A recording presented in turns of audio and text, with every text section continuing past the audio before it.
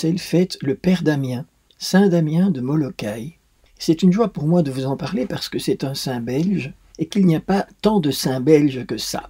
Joseph de Veuster, le futur Père Damien, est né à Trémelot le 3 janvier 1840. Trémelot est un village rural en Flandre, à une trentaine de kilomètres au nord-ouest de Bruxelles. La famille de Veuster est nombreuse. Joseph est le 7e de 8 enfants. Ce sont de solides agriculteurs, durs à la tâche. Le père de Joseph espère bien que son fils reprendra la ferme familiale. Mais ce dernier sent l'appel de Dieu. Il rejoint son frère Pamphile chez les pères de Picpus, appelés ainsi d'après le nom de la rue de Picpus à Paris où se trouvait leur maison généralice. En réalité, c'est la congrégation des Sacré-Cœurs, entendez le Sacré-Cœur de Jésus et le Saint-Cœur de Marie. Le jeune Joseph commence son noviciat en février 1859 dans la maison des pères de Picpus à Louvain. Comme c'est la coutume, en arrivant, il reçoit un autre prénom. Désormais, il s'appellera Damien. Au cours de son noviciat, Damien découvre le charisme de la congrégation des Sacré-Cœurs, et en particulier l'adoration eucharistique, qui sera son soutien toute sa vie. En 1863, la vie de Damien bascule. Son frère Pamphile est empêché de rejoindre la mission des îles Hawaï pour cause de maladie.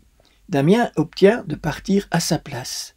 Il débarque à Honolulu le 19 mars 1864 et il n'est pas encore prêtre. Il est ordonné le 21 mai suivant. Il devient alors missionnaire itinérant sur l'île d'Hawaï, la plus grande de l'archipel. Dans les îles d'Honolulu, la présence d'Européens est récente. Elle date de 1778. En arrivant, les nouveaux venus ont apporté des maladies inconnues des indigènes. Parmi elles, la lèpre fait des ravages. À l'époque, c'est une maladie incurable. Le gouvernement local décide de déporter tous les malades sur l'île voisine, appelée Molokai. Là, les malades sont abandonnés à eux-mêmes. Leur situation est chaotique et terrible. Ces personnes se savent condamnées. C'est le désespoir.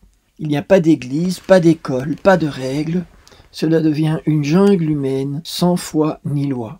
Les responsables de l'église locale sont inquiets.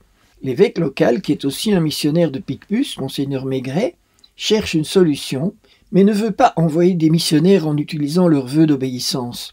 Il estime qu'on ne peut pas, au nom de la sainte obéissance, envoyer quelqu'un à une mort quasi certaine. Et quelle mort? Un système de rotation de volontaires est proposé. 4 prêtres se proposent. Le premier à partir est le père Damien.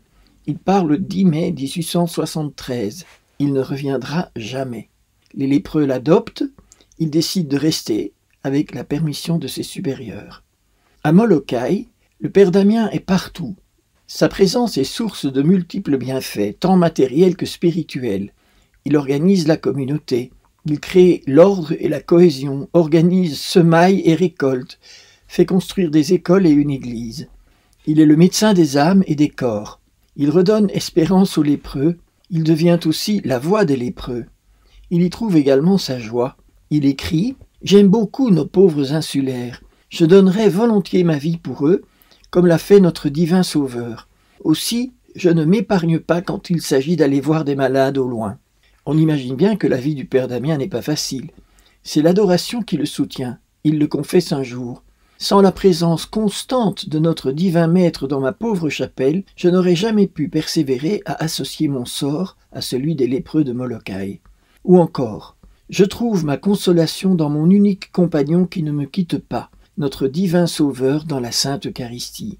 Dans toutes ces difficultés, il ose dire, la joie et le contentement que les Sacré-Cœurs me prodiguent font que je me crois être le missionnaire le plus heureux du monde.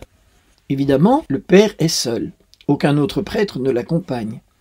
Alors pour se confesser, il monte dans une barque et se confesse à voix haute à un autre prêtre qui se tient à bonne distance dans une autre barque.